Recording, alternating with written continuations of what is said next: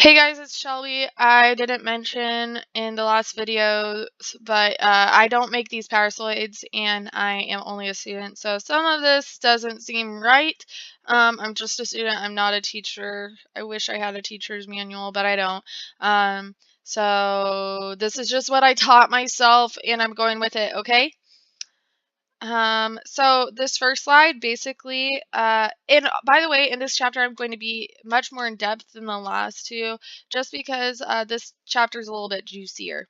From this slide, we just need to know that our bodies adapt to stress to maintain homeostasis. So we change in times of stress, okay?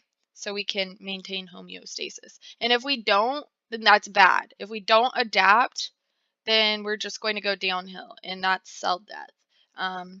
So say like when your parents move to a different city and you have to move with them, you're going to have to adapt. Otherwise, if you don't, you're just going to be miserable. Okay, so this you just need to know the definitions. Atrophy, decrease cell size.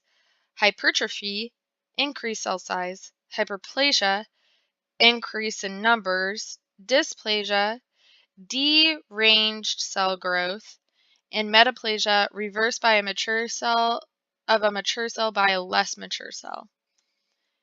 Here is what it looks like. And my little trick, because I have a hard time differentiating dysplasia and metaplasia.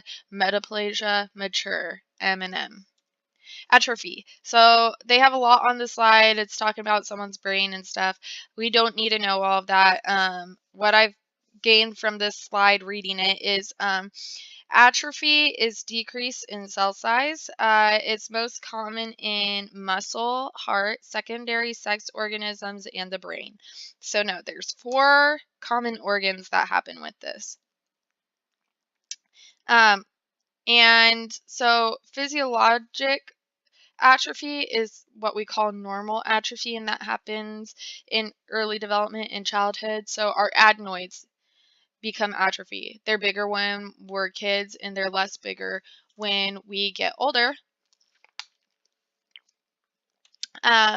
Also, pathological atrophy is something, so patho, not of the norm. That's something you should be concerned about, is decreased workload, pressure, decreased pressure, decreased use, decreased blood supply, decreased nutrition, all that good stuff. You in the actual cell components, when cells are atrophy, you'll see less endoplasmic reticulum and fewer mitochondria. Now, when we're applying this, we want to get our patients out of bed 1 to 2 times a day, because if they don't use their muscles, they will atrophy. And we want to keep that strength up because, we want them to be as independent as possible. And they may not even recognize that um, their muscle is getting weaker. So just try to remind them and get them out of bed. So this is hypertrophy. This slide, basically the main points is increase in cell size.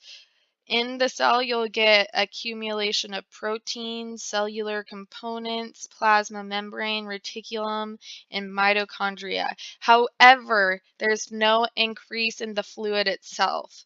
So there's no increase in the fluid. There's increase in the cell components. Stretching, growth factors, and hormones can cause hypertrophy. Hypertrophy this is a heart.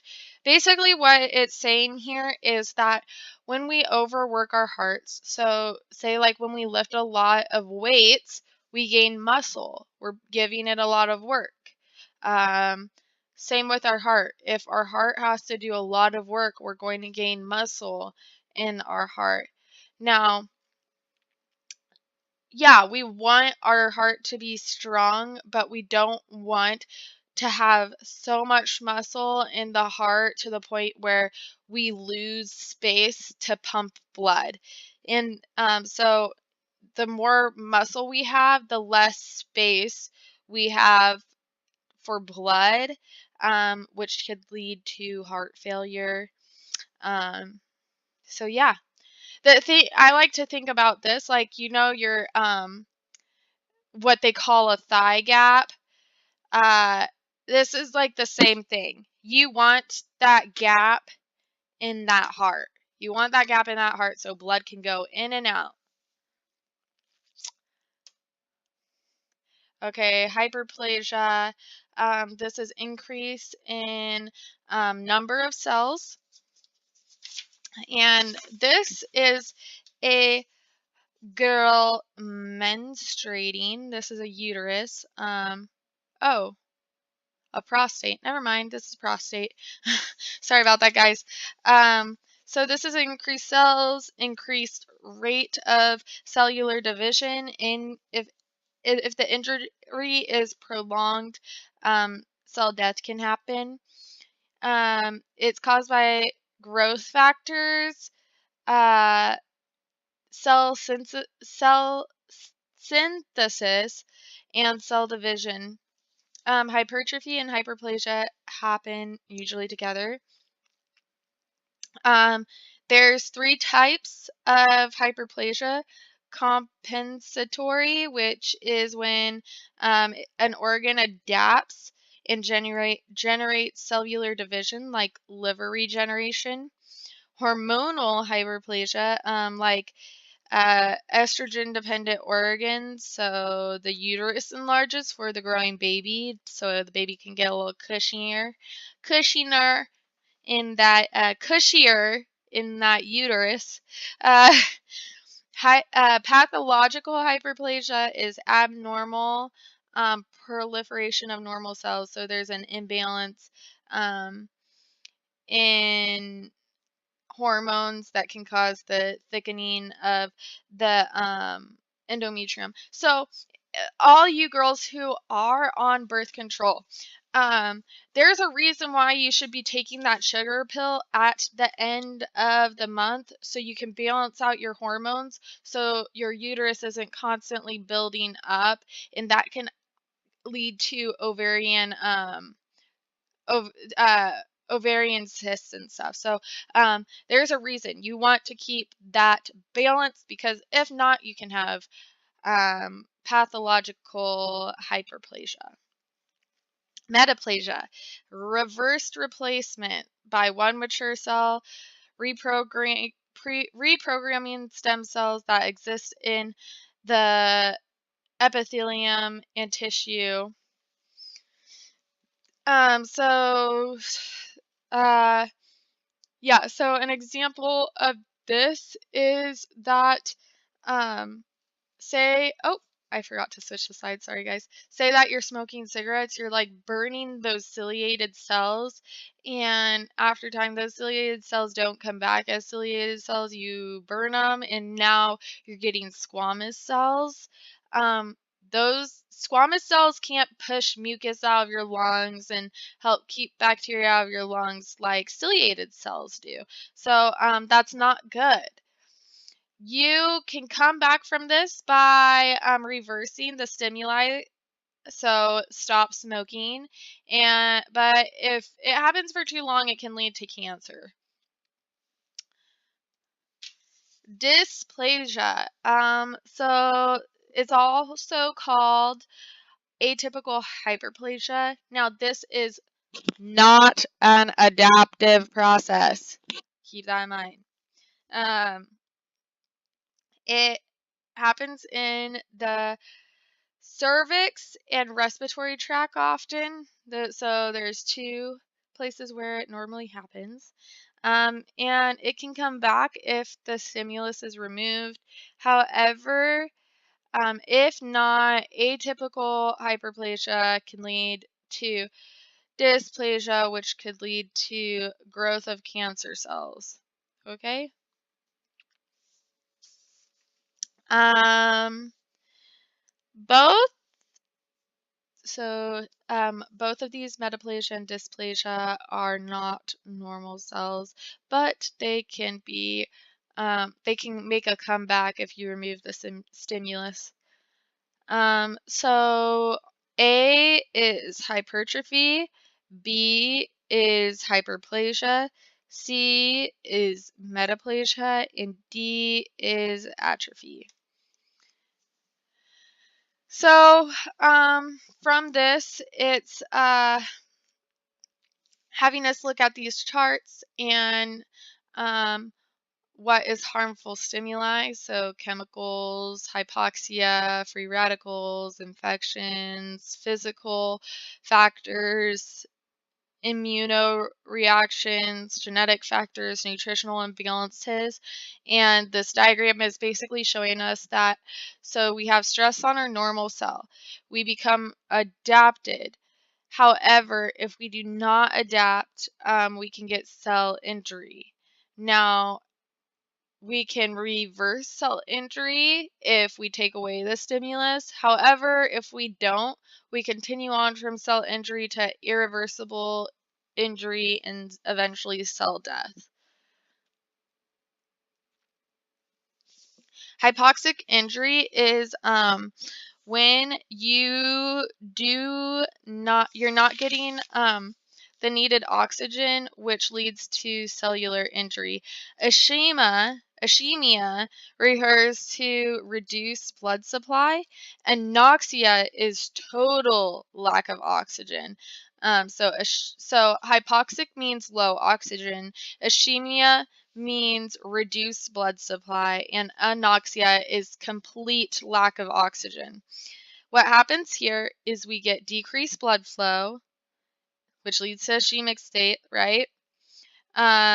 Now we get decreased ATP. Without ATP, our sodium pump can't function. So now we're getting electrolyte imbalances, such as sodium's building up in the cell. Obviously, water follows sodium, so we're going to get increased fluid. This is going to cause cellular swelling. And then now we have so much cellular swelling that our endoplasmic reticulum is swelling and dilated, and the ribosomes from the ER, so the rough ER, the ribosomes on them are detaching, and now we get decreased protein synthesis, mess in the metabolism. I saw these especially on the quiz that we get protein synthesis that decreases and increased fat storage. So we don't want that. Now, another result of decreased ATP is we turn to anaerobic glycolysis, which, if you remember back to cellular metabolism, that's when we use the lactic acid cycle. And so now we're getting increase in when we're decreasing in glycogen and increasing in lactate, we become decreased in pH, which causes chromatin clumping. We don't want this because the clumping and extra fat storages can further obstruct the ability for the cell to get the oxygen it needs.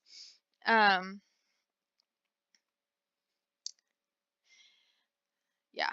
So vacuoles can form and further cause damage on the cell. Okay, moving on.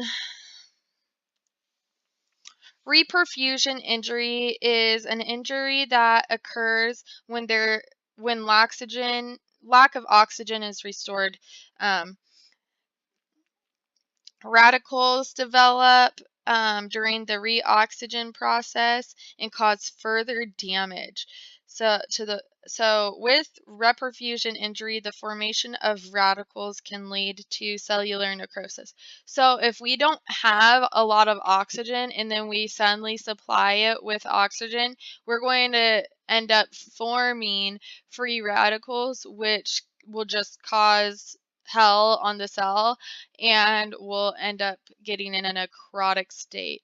Now, this doesn't happen all the time, but you should be concerned when supplying oxygen right away after a lack of oxygen.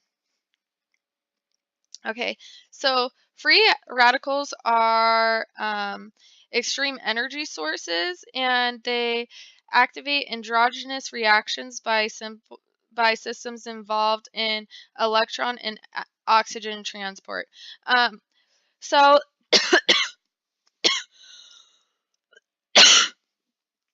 So if you think back to the cellular metabolism that we learned in prereqs, you think of the mitochondria electron transport chain. Now, if we have an off electron being processed in the ETC, the last stage of cellular metabolism, we're going to have havoc on our transporters, which I'll go in the next slide more in depth with. But from this, just know that it's an unequally charged unpaired electron that can cause, this was on the quiz, lipid peroxidation, alterations in proteins, alterations in DNA, and mitochondrial damage. Getting more in depth. So you can receive these from various ways, just even breathing, in chemicals or drugs. We can get free radicals. Reactive oxygen species, they work to control mitochondrial function.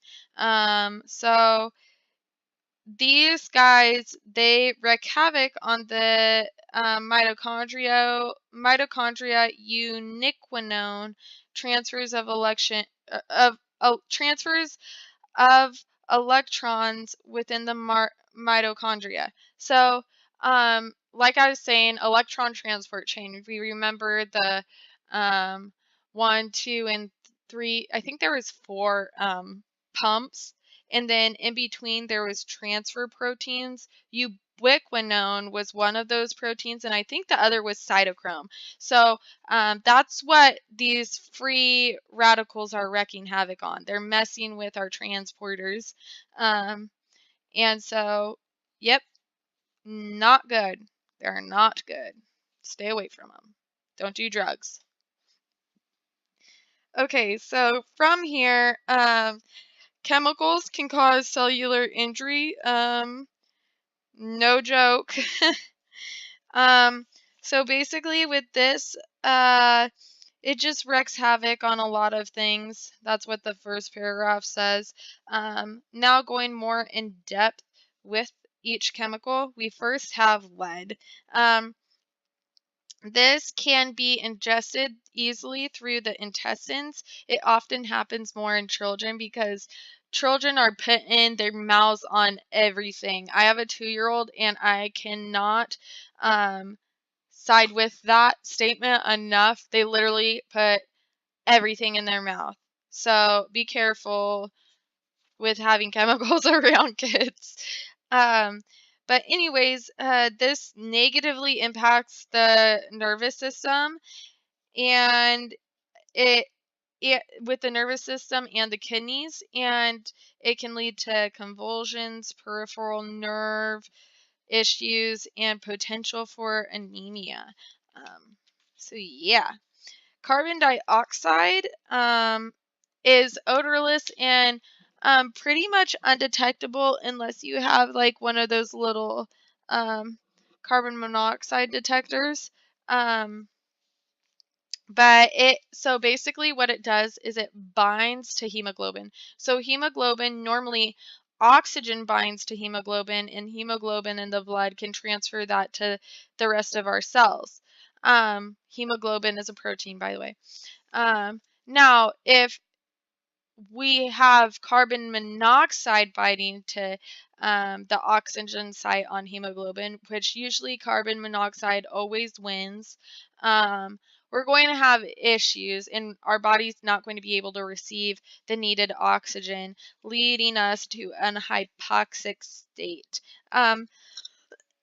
Signs and symptoms with this is headache, giddiness, tinnitus, so ringing in the ears, nausea, weakness, and vomiting. Ethanol. So ethanol is alcohol, and I think we can all agree that's a mood-altering substance. um, so it can cause a lot of problems. Most especially physiologically, it impacts the liver and increases risk for liver cancer. It also crosses the placenta and reaches the fetus quickly, which can cause abnormalities, facial abnormalities, cognitive impairment, malformations, and really not good stuff for fetal alcohol syndrome. Actually, real quick, I'm going to pull up a fetal alcohol syndrome picture.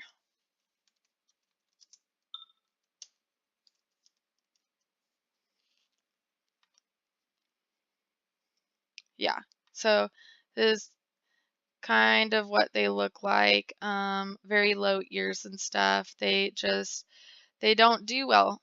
They just don't do well, and it's because mom drank alcohol with them.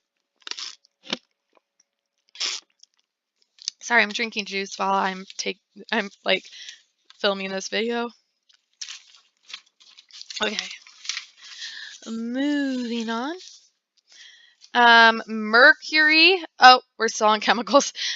Mercury can happen with dental amalgams and fish consumption. This can cause visual impairment, lack of coordination, muscle weakness, and impaired speech. So yeah. Also, a lot of street drugs can cause problems. You can really get in the nitty gritty on that if you want. Just search it. I bet we all learned that in human development, though.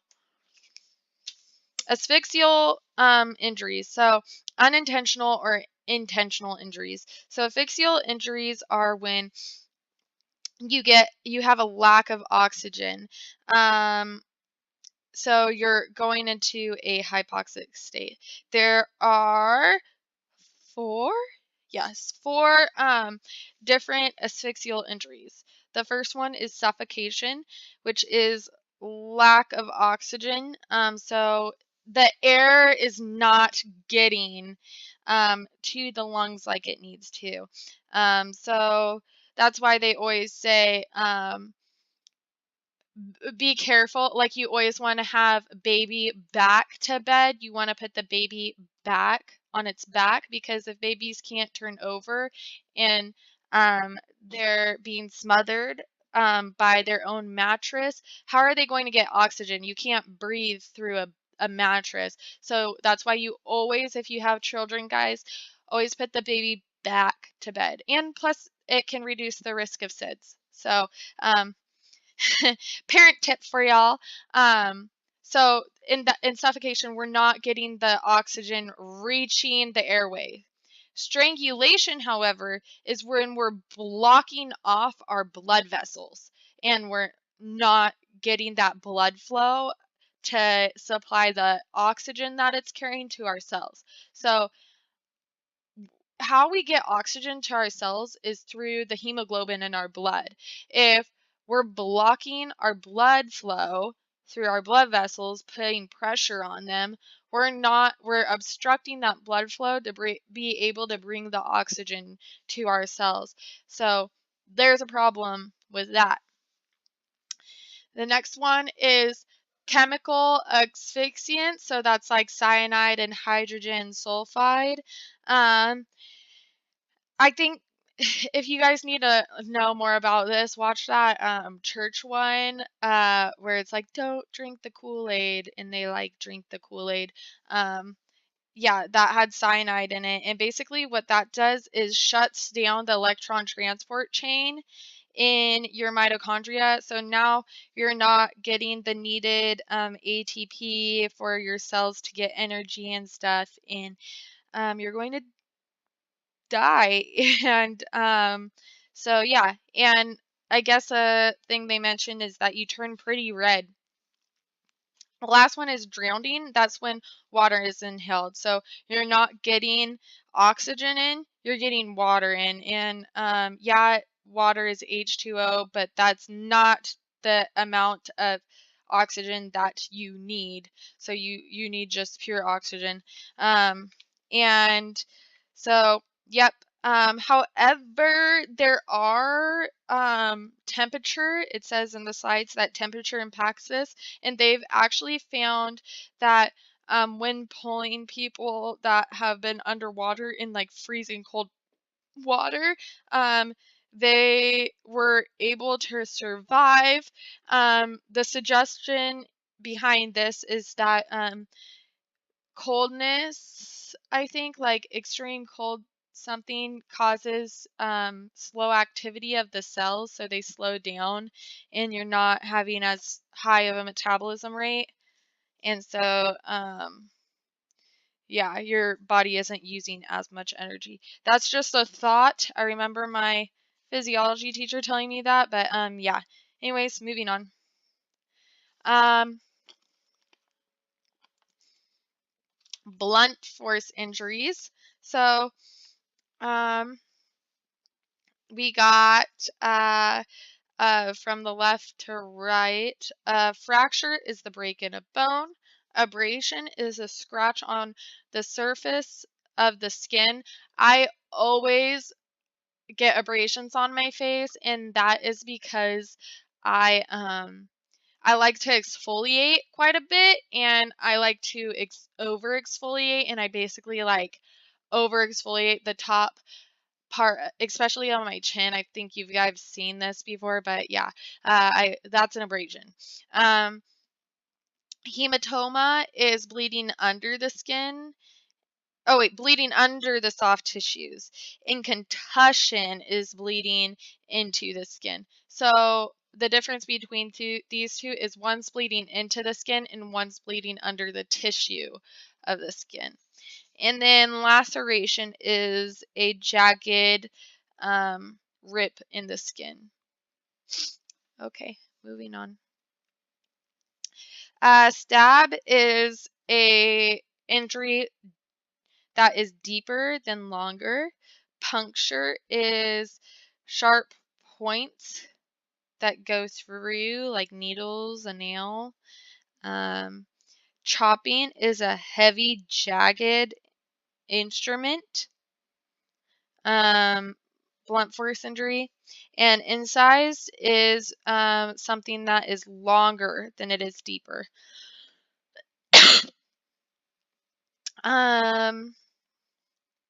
So the top one is a contact wound.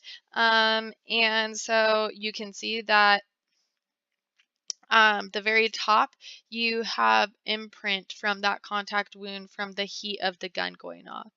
And then intermediate range is when it has like the shrapnel around it. So you have that gunpowdery stuff, bullet shrapnel, like dotting around the gun wound. And then an exit wound is similar to an entrance wound. So where it enters, it can exit. And so if you have it perforating is when it's still in the body, and oh wait, penetrating is when it's still in the body, and perforating is when it leaves the body. Sorry on the mix up, so let me repeat that. Penetrating is when it's still in the body. Perforating is when it leaves, like it goes all the way through. All right. Infectious injury is when a microorganism has the ability to survive in the body.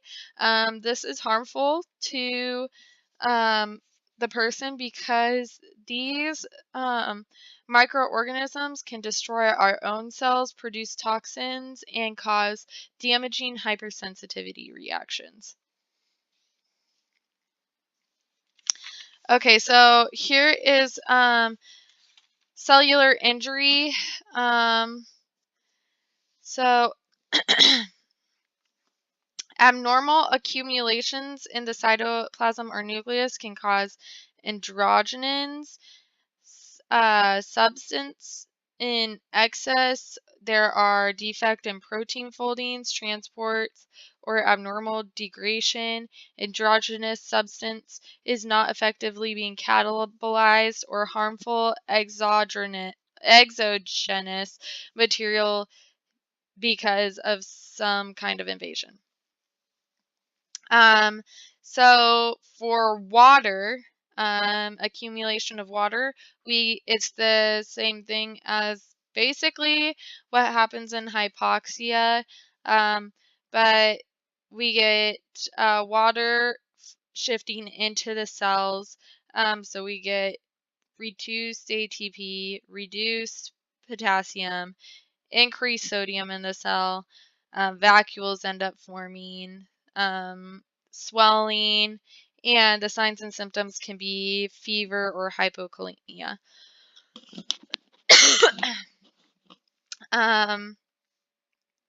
Intracellular accumulations of lipids and carbohydrates, often found in spleen, liver, and central nervous system, but most commonly in the liver, can cause neurodefects, can cause clouding of the cornea, joint stiffness, and mental subnormality, cause lipid accumulations in the liver, which is fatty liver, and increased movement of fatty acids into the liver, which causes a failure of the metabolic process to convert the fatty acids.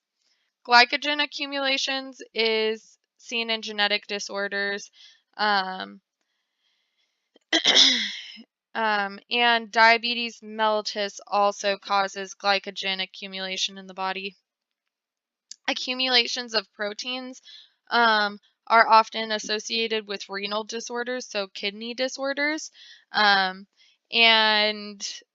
proteins are in the urine with accumulations of proteins. Cellular death can be necrosis or apoptosis, and the difference between them is necrosis involves cellular swelling, mitochondria dysfunction, loss of plasma membrane, which apoptosis is where your cell becomes defected and it's literally like asking to die, like self-inflicted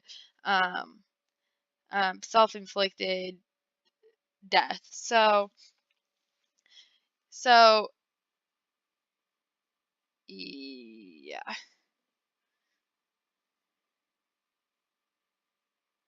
Okay, so I'm just going to read this, but dense clumping and progressive disruption in genetic material of plasma organelle membranes occur when cell has progressed in necrosis. Karyolysis occurs and cell begins to destruct. With cells, the nucleus shrinks, small dense mass of genetic material dissolves. Karyohexis, karyorhexis means fragmentation of nucleus into smaller particles or nuclear dust. So think karyohexis is my nucleus going poof. Types of necrosis, there are 4 different types, and I'm going to get into them right now. Oh, so back on this slide again, just know that necrosis is like when something from the outside damages your cells and it dies and stuff. Where apoptosis is where like aging, the cell just is getting old and it just is like, hey, I'm done. I'm worn out. Just die. Kill me. So, oh, this was the slide. I'll keep this on for a minute for you guys. So necrosis is some of cell death due to cellular autodigestion and changes in cellular processes. Karyolysis is nuclear dissolving and chromatin lysis. Pyknosis is clumping of nucleus, and karyohexis is fragmentation of nucleus. So karyolysis is chromatin lysis. Pyknosis is clumping of nucleus, and karyohexis is fragmentation of nucleus. Okay. Coagulative happens mostly in the kidney, heart, adrenal gland. It's caused by hypoxia and ischemia. There's protein denaturation. The albumin becomes soft, which changes. The albumin becomes hard and changes. Just changes into a hard substance. So coagulative, think of like your albumins becoming like concrete and is just hard and dying.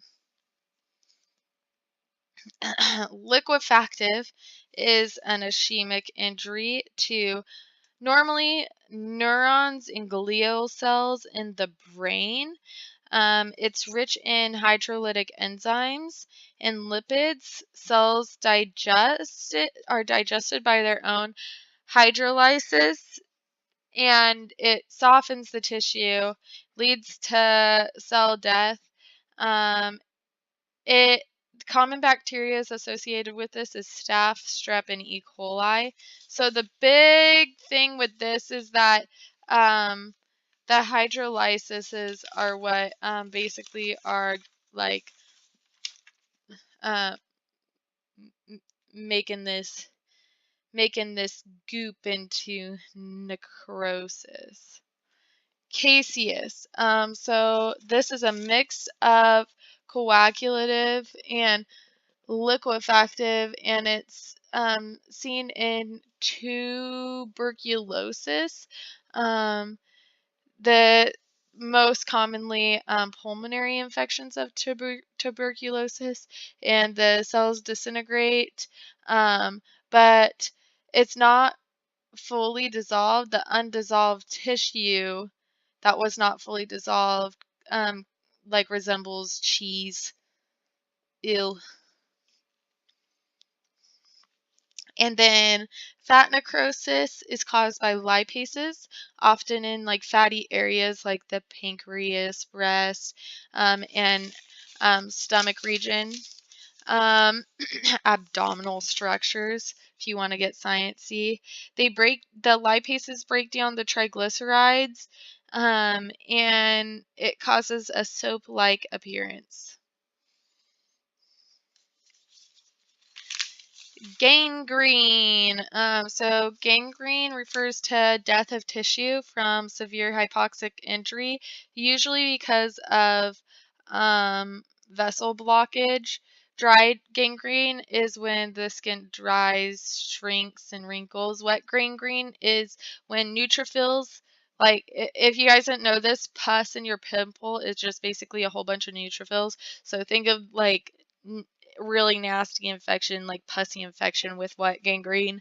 So neutrophils invade the site, causes liquefactive necrosis, and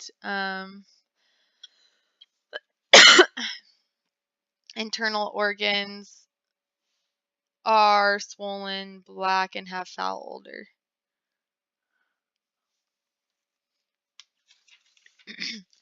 Apoptosis is like the dropping off of cells, so programmed cell death. It happens. happens normally. Even we have apoptosis happening in us right now. Basically, apoptosis happens when there's a severe injury or there's misfolded proteins going on, infections, or obstruction of tissue. So it will literally say, hey, I'm not doing so well right now. Someone needs to put me out. Aging. Aging is normal. Cellular injury becomes greater because of the wear and tear. Due to molecular disorder, there's effect on cellular renewal and repair because the the order exceeds the repair, and this makes the body become vulnerable to pathogens. The expected average lifespan is 80 to 100 years old. And factors that impact aging include the binding of collagen, increased free radicals, structural alterations of tendons, ligaments, bones, and joints, and the development of peripheral vascular disease, and the decrease of the body's ability to maintain a steady state due to the wear and tear.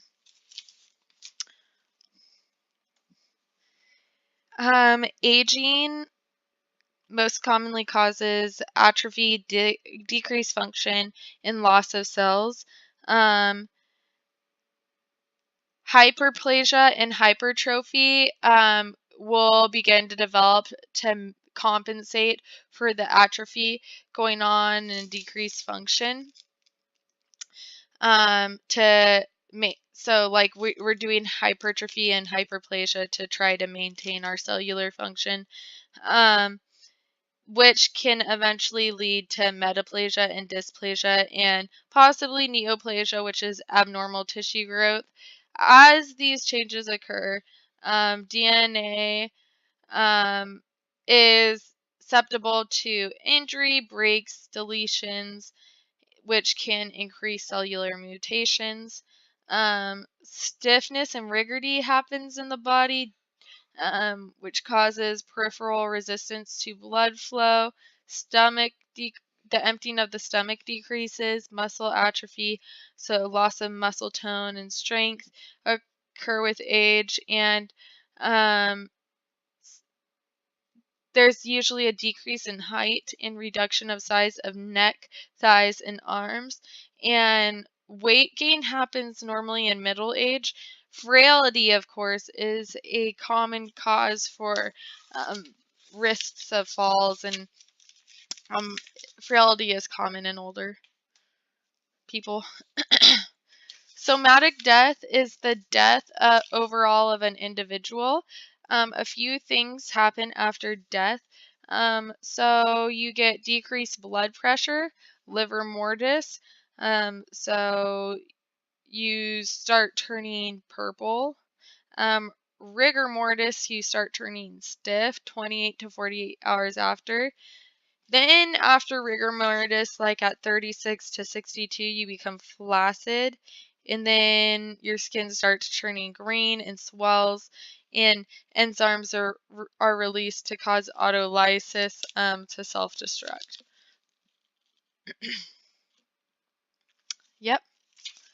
Yep. So now I'm going to go over the practice book.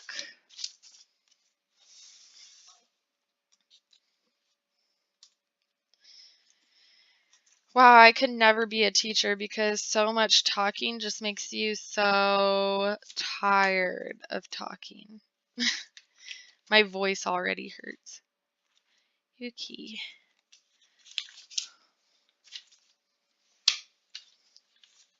Pulling out the paperwork for the practice book. Okay, so atrophy. Oh, we're going to actually over learning objectives. Atrophy, decrease in cell size. Hypertrophy, increase in cell size. Hyperplasia, increase in number. Dysplasia, abnormal change in shape and organization. Metaplasia, one mature cell type by a less mature cell type. The mechanisms of cellular injury: hypoxia, lack of oxygen, and anoxia, total lack of oxygen, ischemia, reduced blood supply. ROS, oxidative stress, which can lead to reperfusion injury, is when we give too much oxygen after we've had no oxygen. Free radicals cause havoc on the mitochondria, like we talked about, and can cause injury to proteins, lipids, and the membrane can lead to necrosis. Again, lipid peroxidation weakens membrane, alters proteins, DNA, and mitochondrial damage. All of those are happened by free radicals. Chemicals. Lead has effect on the nervous system. Hyperactivity and learning disorders are often associated with lead. Carbon monoxide binds with hemoglobin, so now we can't get that oxygen going. Alcohol turns to acetaldehyde and is toxic, which can cause changes in the liver. Physical agents: hypothermia, frostbite, excess heat, fluorescence, vision problems, can cause vision problems, and mechanical, that's, physical impacts, and noise can all cause damage. So the cellular injuries associated are asphyxial, which is failure to receive oxygen; infectious, microorganism ability to survive in the body; immune is contact and contact with cellular chemical components that are released during the immune inflammatory responses, which can cause problems on our cells. Water can cause loss of ATP. Lipid and carb accumulations can cause problems in liver, spleen, and central nervous system, leading to neurological dysfunctions and mental retardation. Oh, by the way, this is question number 4 now. This is what happens in accumulations. Accumulations of proteins happen primarily in renal tubules and B lymphocytes. Metabolites are released in protein accumulations, and which release lysosomes that damage cells, and also cytoplasm. There's so much protein that cytoplasm pushes against organelles and disrupt their functions. Pigment can lead to jaundice, excess bilirubin. Easy. Electrolytes: calcium can either be dystrophic or metastatic. Dystrophic is the buildup from the cell dying, and so now calcium's building up, and metastatic is result of hyperkalemia. Urate is the end product of purine catabolism, which can cause gout, and glycogen occurs with genetic diseases. The manifestations, so signs and symptoms with cellular injury, are fever, leukocytosis, increased heart rate, pain, serum elevations of enzymes in the plasma. All the different types of necrosis we went over pretty well. Difference between apoptosis. Apoptosis is programmed cell death. It can be normal and pathologic. Necrosis, So there's a difference between apoptosis and necrosis. Necrosis is rapid loss of plasma membrane, organ swelling, mitochondrial dysfunctions, and it lacks features of apoptosis because apoptosis they release apoptotic bodies, um, so other cells can know that they want to be dead at that point. Biological signs with aging, insulin-like growth factors, change in gene expression. The cells don't replicate themselves as well as when they're young, and the damage exceeds the repair. Manifestations in somatic death starts off, somatic death is death of the whole person, the whole organism, and there's cessation of respirations, algor mortis, which is lowering of body temperature, pupil dilation, um, muscle stiffening like rigor mortis, and discoloration in skin, which is liver mortis. Okay. So I pretty much went over everything. All right, I'm not going to go over the practice book just because this would be good help for y'all, but I hope you liked this little video. Thanks.